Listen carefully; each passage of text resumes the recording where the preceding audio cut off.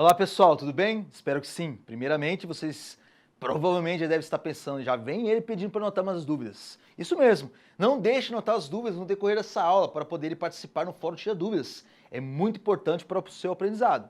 Agora vamos para o slide para apresentar os objetivos da aula de hoje. O objetivo da aula de hoje é apresentar as seguintes áreas do conhecimento: gestão da comunicação, gestão de riscos, gestão de aquisições e gestão das partes interessadas. Queridos alunos, estamos na última aula dessa disciplina. Já de imediato agradeço imensamente pela dedicação. Peço que continue dedicando essas 4 áreas do conhecimento de gestão de projetos. São extremamente importantes para o aprendizado completo de gerenciamento de projetos. Vou ter a atenção de vocês? Eu tenho certeza que sim. Vamos começar pelo gerenciamento da comunicação. Nesse próximo slide vamos entender esse conceito. Um projeto é essencialmente baseado em processos e pessoas. Planejar, executar e controlar as atividades demanda trabalho da equipe e interação entre todos os envolvidos. Para que essa interação ocorra da melhor forma, é necessário o gerenciamento de comunicação. Pessoal, quanto aos processos, é importante considerar os seguintes aspectos, Considerar os seguintes aspectos: estruturar e ficar atento às tarefas, integrar as fases, estabelecer o escopo, organização, mão de obra, listar, classificar, monitorar os riscos, cuidar da qualidade das contratações, negociar com os stakeholders, elaborar o cronograma, prever custos e montar o orçamento. Notou a complexidade de um projeto? Gera muitas informações cuja relevância, a disposição dos interessados, armazenamento, administração, controle e abordagem comunicativa são de responsabilidade do gerenciamento da comunicação. Pessoal, existem muitas, mas muitas vantagens de gerenciar a comunicação em projeto. Nós vamos analisar algumas dessas. O gerenciamento de comunicação interfere diretamente em todas as áreas do conhecimento do PMBOK. O alinhamento entre a equipe é imprescindível, garante a atenção e escopo. O perfeito sequenciamento das etapas evita alterações capazes de comprometer a entrega e frustrar as expectativas dos clientes. Notou quanta informação é administrada? Não se trata apenas de volume, mas da forma pela qual os dados vinculam. Estabelecer e fazer regras sobre a obtenção e transmissão favorece o workflow dessas informações. Coloca os colaboradores em sintonia, evita atrasos, desperdício de materiais e recursos financeiros. Essa área do conhecimento do PMBOK é dividida em 3 processos, sobre as quais nós aprofundaremos nos próximos slides. O primeiro processo é o planejamento e gerenciamento de comunicação. O gestor precisa estabelecer a relevância e necessidade das informações, definindo o emissor e receptor, momento de transmissão e periodicidade. Imagine que em um canteiro de obras, o responsável pelo revestimento não precisa saber sobre a qualidade das esquadrarias, mas depende da instalação delas para começar a chapiscar as paredes. A ideia é o seguinte: quem o informará se houver atraso, entrega no material? Quando? Como? A abordagem da comunicação define um modo de propagação, tais como reuniões presenciais, pode ser através de videoconferências, SMS, smartphone, tablets, aplicativos de gestão. Então existem muitas maneiras de trabalhar com a informação. Vamos continuar. O próximo processo, segundo o PMBOK, é o gerenciamento das comunicações. Gerenciamento das comunicações. Cuida de dispor às partes interessadas as informações necessárias no momento oportuno, conforme o planejamento. O emissor deve transmiti-las de forma clara e objetiva, certificando-se do entendimento adequado do receptor. Assim, reporta-se problemas, conquistas, ganhos, descobertas, previsões fundamentais ao controle dos processos, como veremos adiante. A atualização em tempo real otimiza os processos e evita o retrabalho. Após o processo de iniciar as comunicações, conforme o PMBOK, também temos o processo de controle das comunicações. Nós vamos analisar esse processo da área do conhecimento e gestão da comunicação nesse próximo slide. Controle das comunicações. No processo de controle das comunicações, nós temos que analisar se as informações tiveram qualidade. Esse conceito engloba tempo e exatidão, fornecendo ao gestor um termômetro de como a sua equipe está se comunicando. O relatório de desempenho gerado aqui ajuda a organização dos envolvidos e a análise dos riscos do projeto. Pessoal, Os feedbacks podem ser obtidos em pesquisa de satisfação, reuniões periódicas ou a consulta ao software de gestão.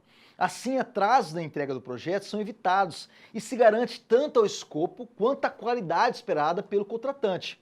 Então, os três processos são planejamento de gerenciamento de comunicação, o gerenciamento das comunicações e o controle das comunicações. Entenderam? Tudo bem até aí? Essa área do conhecimento, gerenciamento das comunicações, não é fácil, pois existem algumas ferramentas que auxiliam nesse processo. Vamos analisar algumas dessas ferramentas nesse próximo slide. Mencionamos a importância de classificar a necessidade e relevância da informação quando falamos de planejar o gerenciamento de comunicações. Ferramenta útil, a tal tarefa, é a chamada 5W1H, adaptado a essa etapa da área do conhecimento em questão. Tudo bem até aqui, pessoal? Alguma dúvida? Acredito que a dúvida que vem à mente agora é o que vem a ser 5W1H. É exatamente isso que eu vou apresentar agora. O que significa 5W1H? O primeiro W é o what, que significa qual informação é importante. O segundo W é o why, que significa o porquê. O terceiro W significa who, que quem é responsável por essa informação, quem precisa da mesma. O quarto W é o when, que significa quando a informação é necessária, em qual periodicidade. E o quinto W é o where, que significa como essa informação será armazenada. E o H é how, que significa como essas informações orientam o planejamento. Pessoal, chegamos ao fim da apresentação sobre a área de conhecimento, gerenciamento das comunicações. Caso não tenham dúvidas, não esqueçam, vai lá no Fórum Tira Dúvidas e fique à vontade. Vamos agora trabalhar com a área de conhecimento chamada gestão de riscos. Queridos alunos, importante dizer que o gerenciamento de risco é uma das áreas do conhecimento do PMBOK e ele prepara a equipe, norteia metodologias laborais, previne acidentes e atrasos na entrega final ou na conclusão das fases, além de ser fundamental na prevenção de problemas externos.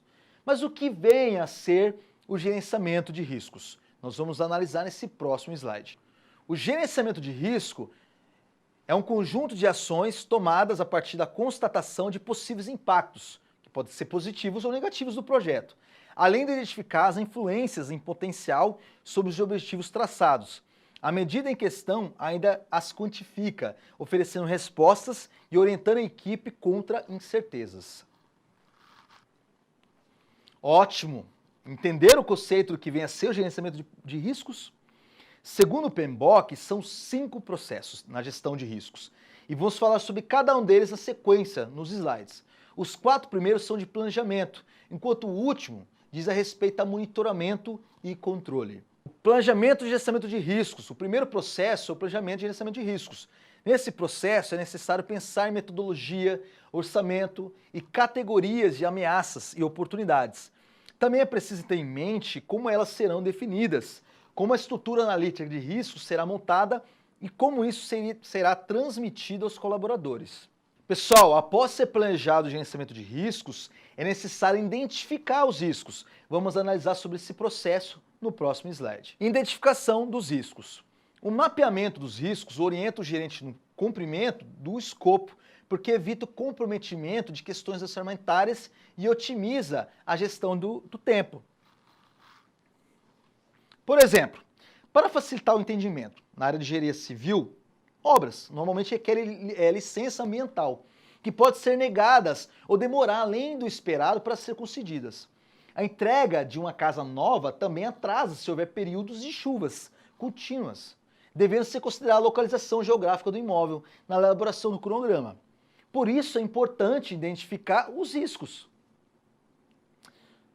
Olha só, pessoal, depois que identificamos os riscos, precisamos analisá-los em 2 formas. Fazer uma análise qualitativa e uma análise quantitativa. Nós vamos entender agora nesse próximo slide esse contexto. A análise qualitativa evidencia riscos urgentes, os quais precisam ser quantificados e listados em categorias. Por exemplo, como agentes químicos, físicos e ergonômicos capazes de influenciar na segurança dos colaboradores. A análise quantitativa contabiliza os riscos de acordo com o escopo. Por exemplo, a construção de prédios luxuosos, priorizar a qualidade dos materiais e da mão de obra, enquanto mais importante para o conjunto habitacional do governo e não estourar o orçamento. Pessoal, na análise quantitativa, falamos de números e da necessidade de mensurar o quanto o impacto influencia no projeto. Por exemplo, a chuva atrasa a entrega da obra, mas não atrapalha em nada o desenvolvimento de um aplicativo para celular. Um dia chuvoso equivale a quantos dias de atrasos na entrega de um projeto, de um imóvel? Após a análise dos riscos, entendendo qual é o impacto do projeto, precisamos planejar as respostas, caso ocorra esse problema. Essa fase se chama planejamento das respostas aos riscos. Vamos para o próximo slide. Essa fase se encarrega de gerenciar crises, consertar falhas, eliminar causas, prever e mitigar impactos negativos. A última fase, ou processo de gerenciamento de riscos, é o controle de riscos. Acompanhe comigo no próximo slide. No controle de riscos, é necessário avaliar se os riscos certos estão sendo priorizados, se as ações tomadas estão surtindo efeito, se existem gargalos no projeto pela falta de identificação de um fator de impacto e promova os devidos ajustes. Ótimo, pessoal! Com isso finalizamos a área do conhecimento e gerenciamento de riscos. E caso ainda tenha alguma dúvida, não perca tempo. Vá lá no fórum Tira Dúvidas e nos pergunte. Combinado? Agora vamos para a próxima área do conhecimento, chamada gerenciamento de aquisição. O gerenciamento de aquisições em gestão de projetos é um conjunto de processos que tem por objetivo obter um produto ou um serviço de um fornecedor externo à equipe do projeto. Esse fornecedor pode ser tanto uma área da organização como outra empresa. Pessoal, o gerenciamento de aquisições em projetos é um tipo de gestão que busca facilitar a construção e a manutenção das relações entre cliente e fornecedor.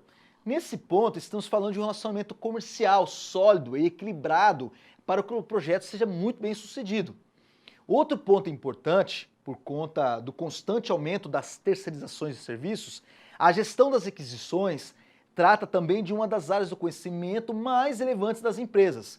De acordo com o Guia PMBOK, o gerenciamento de aquisições do projeto abarca os procedimentos necessários para a compra ou aquisições de serviços, produtos ou resultados externos. Entenderam? Tudo bem até aqui?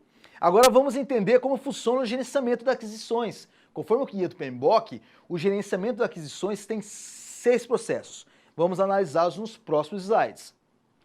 A primeira etapa é o planejamento de compras e aquisições, onde consiste na definição do que, como, quanto e quando adquirir, de modo que todas as entregas previstas sejam cumpridas devidamente.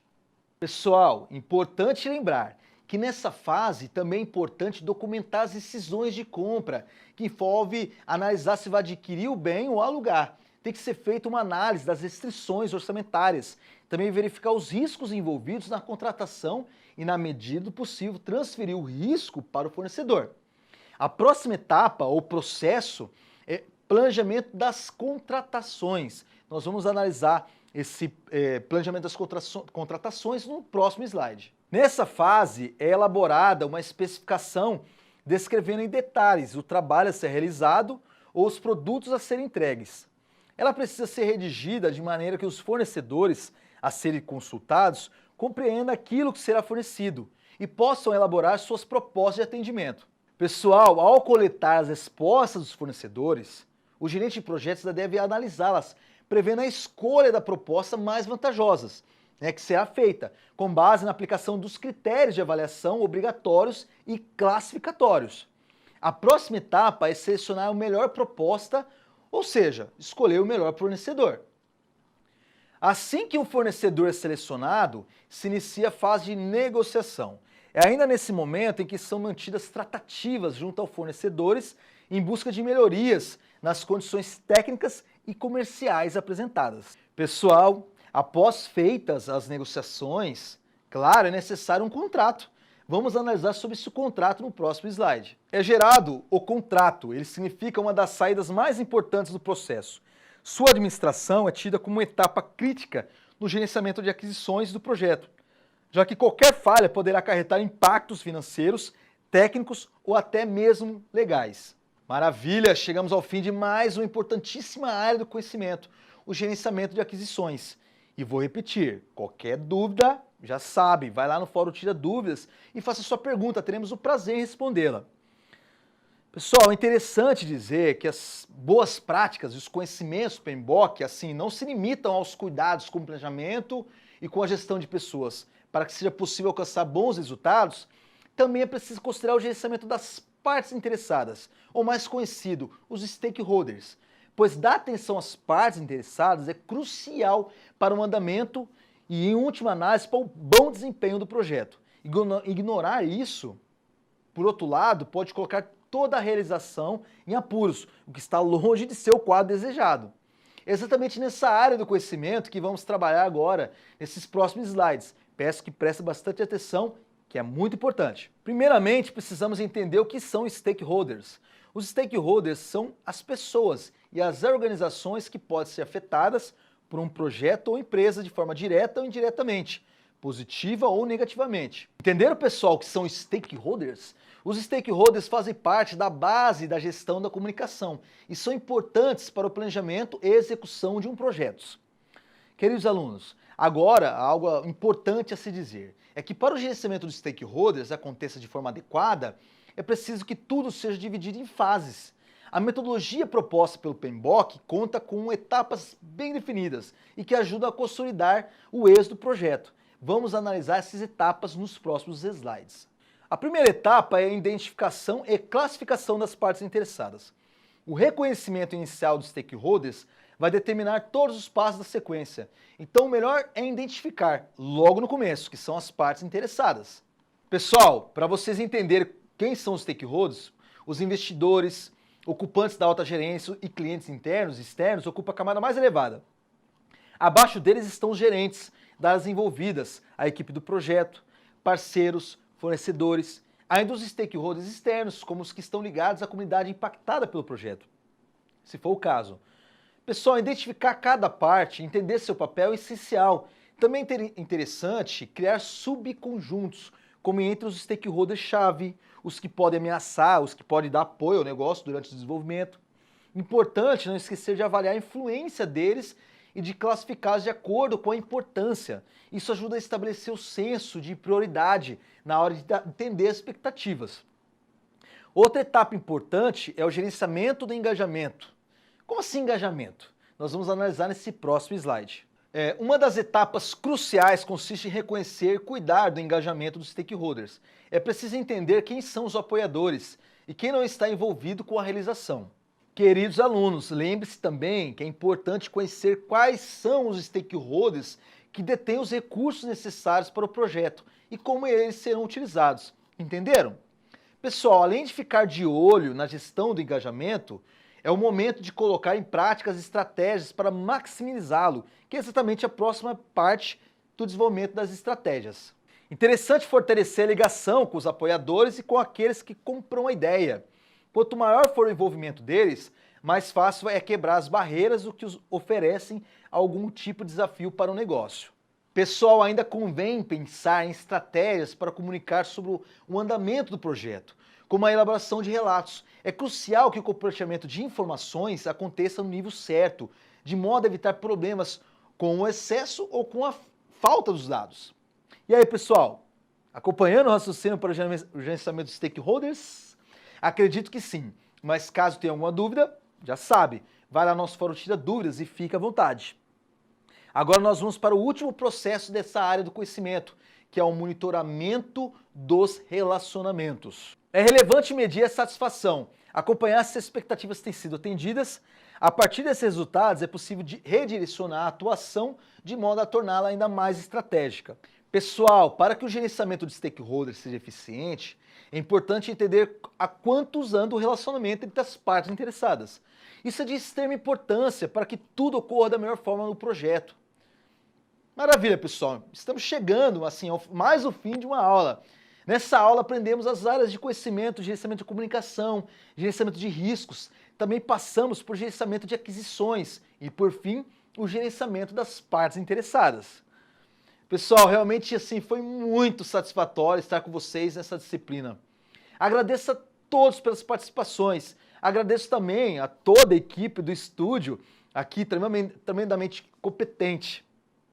Um forte abraço a todos e até a próxima.